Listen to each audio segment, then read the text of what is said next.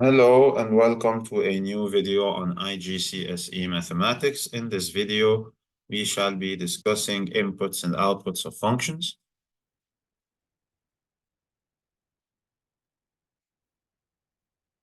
We will begin with basic problems. Find the value of x when fx equals 19. So you should understand that you can just plug here 19 instead of fx as the output, and you want to get the input here, which is x. So 19 equals 3x minus 2. And you want to get the x, so you take the 2 to the other side. So 19 plus 2 equals to 3x. 21 equals to 3x.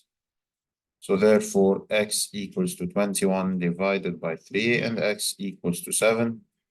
This would be the value of x that we want. Similarly, here we want x when f of x equals to 7. So you simply remove f of x and you put 7. So 7 equals 2x minus 3. You take the 3 to the other side. 7 plus 3 is 10. 10 equals to 2x. And then you divide by 2. And you get x equals to 5. This would be the value of x that we want. Next, we move on to more intermediate level questions, slightly more challenging than before. Find the value of x when f of x plus 2 equals negative 11. So in order to get f of x plus 2, we need to plug this expression into this x here. And we have to put brackets, of course. So 7, and then open bracket and write x plus 2. And then put negative 4. And this whole expression is equal to negative 11. So you have to write equals negative 11 here. And you want to solve for x. So 7x plus 14 minus 4 equals negative 11.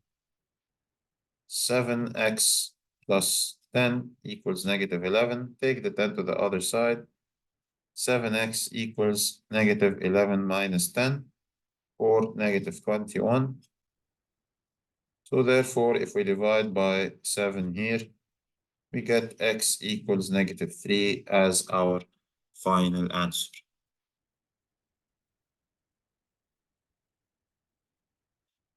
Find x when f of x equals g of 7. So first you need to get g of 7 by plugging the 7 here. So g of 7 is equal to 7 power 2 plus 1. And this is equal to 50. So therefore, we know now that f of x is equal to 50. We can plug the 50 here and find x. So 50 equals 3x plus 2. We take the 2 to the other side. 50 minus 2 gives us 48 equals 3x. We divide by 3 on both sides. And we get 16 equals x. So the final answer here would be 16. Find x when h of f of x equals 81. So we first need to get h of f of x. And we first remove the f of x here and we put the expression that it is equivalent to. So this is the same as h of 7x minus 2. And then we take this expression and we substitute it instead of the x here. So we get 3 to the power of 7x minus 2 equals 81. Of course, the only way that we can solve such an expression is to convert 81 to 3 power something as well. So if you prime factorize 81, you divide by 3, you get 27. You divide by 3 again, you get 9. You divide by 3, you get 3. You divide by 3, you get 1. So 81 is equal to 3 times 3 times 3 times 3, which is 3 power 4. So we can remove 81 here and we can write 3 power 4.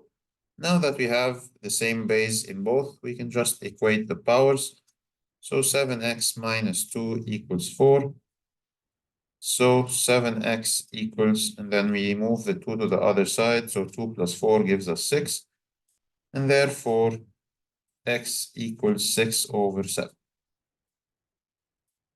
So 6/7 is the correct answer here. Similar to the last problem, we are going to now solve problems requiring dealing with exponentials. H of x equals 4 power x. Find x when h inverse of x equals to 2. So there is no way for you to get h inverse of x given that it's an exponential. There is a way, of course, but it is not studied in this course. It is not studied at your current level. So you're going to need to figure out a way to solve this problem without getting the inverse function. And this is why we have this concept here of inputs and outputs. So you should understand that for h of x, the input is x, or if the input is a, for example, and the output is b, then for h inverse of x, the input will be b and the output will be a. So in other words, the input and output are switched in the inverse function. So if we want to find x, which is the input, given that h inverse is 2, so this is the output in the inverse function, we can simply switch the problem and it becomes very simple. So input in h of x is 2 and the output is x, is unknown. In the basic function, not the inverse function. So since we are given information about h inverse, we can switch the information for h of x. So this becomes a very simple problem of finding h of 2, which is 4 power 2, which is 16. So there isn't a lot of math done here. It's more conceptual. You are required to find the input and you are given the output in h inverse. So you can just flip them in h. So it's the same as being given the input in h and being required to find the output. So therefore, the answer here would be 16. And this is the correct answer here. H of x equals x power x. X is greater than 0. Find x when h of x is 256. This is kind of bizarre. This is kind of a weird question, but we're going to have to figure out a way to find x power x equals 256. Because h of x is equal to 256, so we can write it here, and then it is equal to x power x. So the only way to solve that is by trial and error, because 1 power 1 equals 1, 2 power 2 equals 4, 3 power 3 equals 27, excuse me, and 4 power 4 actually gives us 256. So the only way to figure this out is by trial and error, and you will then understand, or you will then realize that x is equal to 4. This satisfies this equation here. Last concept we want to discuss in this video is the inverse of the inverse. So if you are asked to find h of h inverse of x, this is simply x because it's the input of the output.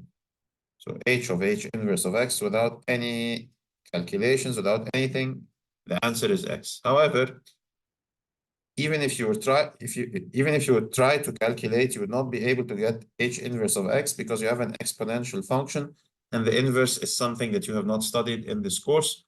So you would not be able to solve it. Again, this is a conceptual question. The only way to figure this out is to understand that the input of the output is the same value again. Therefore, the answer is x without any calculations. Similarly here, f inverse of f of 5 without any calculations, without anything at all, you would just realize that this is 5. The answer is 5. Now, in this one, we can actually do it with calculations. It will be longer, but it will get us the same result. So let's first get f inverse. So to get f inverse, let's put here y equals 8 minus 3x, and then flip the variables. X equals 8 minus 3y, and then take the 8 to the other side, so we have x minus 8 equals negative 3y. So therefore, if you divide by negative 3, you get y equals x minus 8 divided by negative 3. So this is the inverse function here. F inverse of x equals x minus 8 divided by negative 3. I'm just going to prove to you that the answer is 5. Of course, in the exam, you're not supposed to do any of this. You're just supposed to write 5. But now that we have f inverse, let's get f of 5 first, because this is f inverse of f of 5. So let's first get f of 5 by plugging it in here. So f of 5 is 8 minus 3 times 5, which is 8 minus 15, which gives us negative 7. So we want to get f inverse of negative 7. So we plug negative 7 into the f inverse. We get negative 7 minus 8 over negative 3. This is negative 15 over negative 3. And this gives us positive 5 as the correct answer. Of course, again, like I said, all the workout in black and red is unnecessary. You should have just by eye understood that the answer is going to be 5.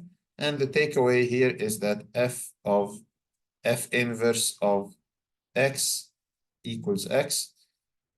F inverse of f of x equals x as well. And if you put any number here instead of x, you have to get the same number outside as well. And this brings us to the end of our video. I hope this has been beneficial. Thank you for watching.